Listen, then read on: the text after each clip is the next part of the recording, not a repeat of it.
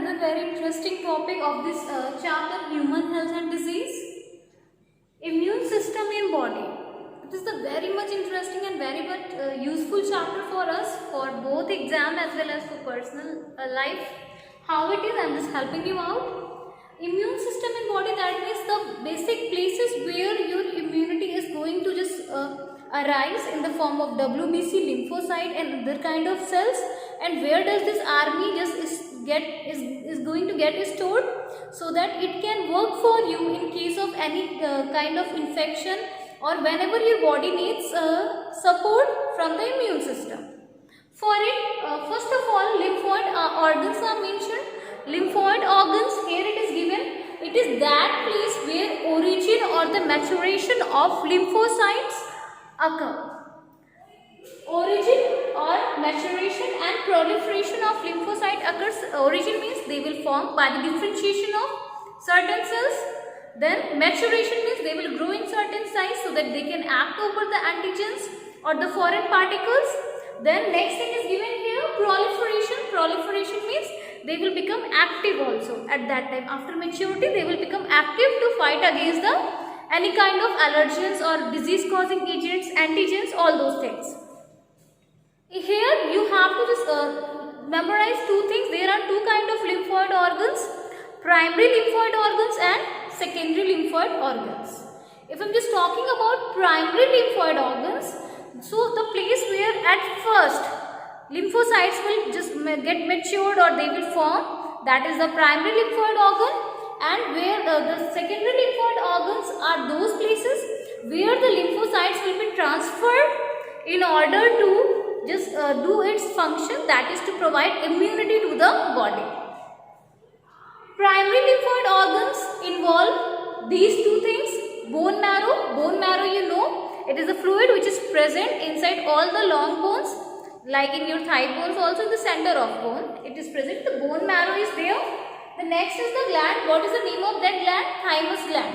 Where is the thymus gland located? It is located near heart, just below this chest bone. It is just present. So thymus is there. What happens here? Formation of the lymphocytes at the initial stage occurs inside the bone marrow. Then certain the lymphocytes migrate to the T lymphocyte for maturation. Those lymphocytes whose maturation occur in bone marrow only, these lymphocytes are called as a B lymphocyte. While those lymphocytes which migrate to the thymus for maturation, these lymphocytes are called as a T lymphocyte. So from B the name is given B lymphocyte, and from T the name is given T of thymus, that T lymphocyte name is given. Then it is just asked here what happens in this at this place. So antigen sensitive lymphocytes, that means here lymphocytes are just getting matured in such a way that it can become sensitive to the antigen. That means it's all the structure is going to get formed in a very much proper way so that as the antigen enters, it can attack over those foreign particle or the antigen. Then what happens here? Maturation of lymphocyte has occurred. B lymphocyte in the bone marrow and T lymphocyte which has migrated, initially formed inside the bone marrow but migrated to the thymus and formed and hence called T lymphocyte. Lymphocyte maturation has occurred. Now they will migrate to the secondary lymphoid organs. Primary lymphoid organ, जैसे आप बोलोगे कि suppose like we cook the food in a particular vessel, तो वो vessel जिसमें food आप पूरा cook कर रहे हो, that is the cook कर रहे हो in the sense बना रहे हो, that is the bone marrow and thymus. फिर आप उसको serve उसी vessel में नहीं करते हो, just use another crockery or the plates. In the same way जहाँ पे वो जाएगा अपने action के लिए, that is the secondary lymphoid organ. Here I have given you just example, but what I mean to say that lymphocytes are formed in the bone marrow and thymus in their active form, but further they are transferred to the secondary lymphoid organ to perform their task, that is to fight against the antigen disease causing agent or to provide immunity to the body. What are these secondary lymphoid organ? Here list of secondary lymphoid organ are mentioned. Spleen is there. Spleen's structure is just like bean shaped. I think you all know bean shaped structure, so it is having bean shaped structure. Here lymphocytes and phagocytes are found. Lymphocytes, you have just came to know that from here it has this scheme. Phagocytes are those kind of WBC which has amoebic action, like amoeba is there, it makes pseudopodia and engulf the food particle, digest it. The same way phagocytes work, and lymphocyte, they will bind to the that particular antigen and they will just dissolve it, or they will just nullify the effect of that antigen. Then the second lymphoid organ is lymph nodes. What are lymph nodes? So here in your book it is given, these are small solid structures, but as I guess you all have just noticed the lymphoid organs, or I can say lymph nodes in your body. Whenever we fall sick, generally cough and cold, we feel a bit swelling here, and just we feel pain in that particular region, swelling with the pain. So these are the swellings in the lymph nodes, because they are showing that certain foreign pathogen has entered inside your body. The next one is tonsils. Here tonsils, you all know, यहाँ पे दर्द होने लगता है, basically in case of that what we suffer from cough and cold at that time. Peyer's patches of small intestine. Peyer's patches, these are the small group of that tissues which is found in the small intestine. It also has the army of lymphocyte to fight against the disease. Then appendix, you all know that as appendix is the vestigial organ in our body. In past it had the function, as we used to just have the raw food. So the raw food contains the cellulose and different stuffs for the digestion of those things. It used to work, but now it has become vestigial in our body. But then also it is the storehouse for the army of lymphocytes. One thing I just want to make clear here that our body is enough. Again I am saying our body is enough to fight against most of the disease causing agents, but the need is to make this army strong. And how this army can be made strong? Just only to follow good lifestyle and good eating habits. We have studied here. Now what occurs in the secondary lymphoid organs? So it is mentioned there, here interaction of lymphocytes occur with the antigen. What happens here? Antigen is there. Suppose I am just saying this one is antigen and this one is your lymphocytes. What will happen here? At this places antigen will get stored by, suppose by circulating through blood or different means, these are just stored there. Now what will happen? This lymphocyte will adapt itself, it will interact with the antigen to kill or destroy this antigen. इसको destroy करने के लिए. So where does it occur? At the secondary lymphoid organs. So you can see when the blood is circulating, all the germs are getting trapped at which region? In the secondary lymphoid organ.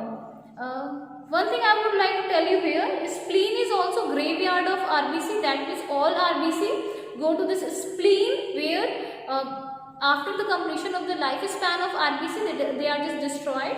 Their iron is separated, protein component is separated, and they are used for further purpose in our body. So that occurs in the spleen. Here the reservoir of erythrocytes, that means RBC is also there.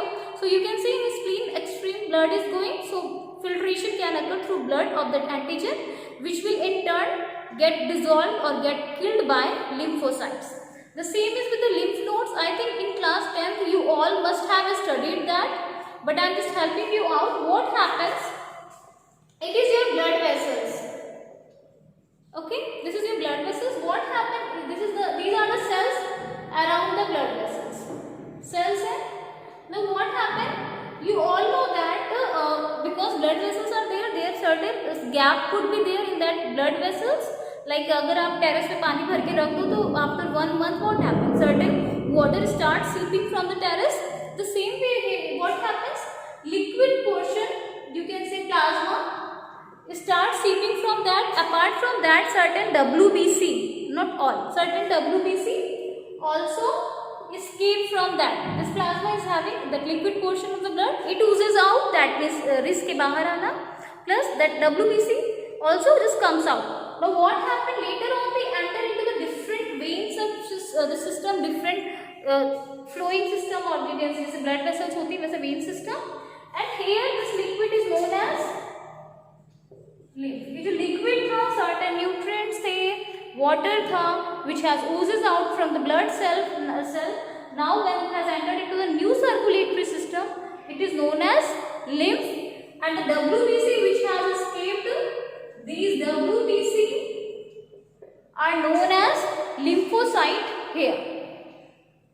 This is the story of formation of lymphocytes, and it is present throughout your body. In your book, diagram is just made there, so you can just relate it from that also. It is there. We have just studied this.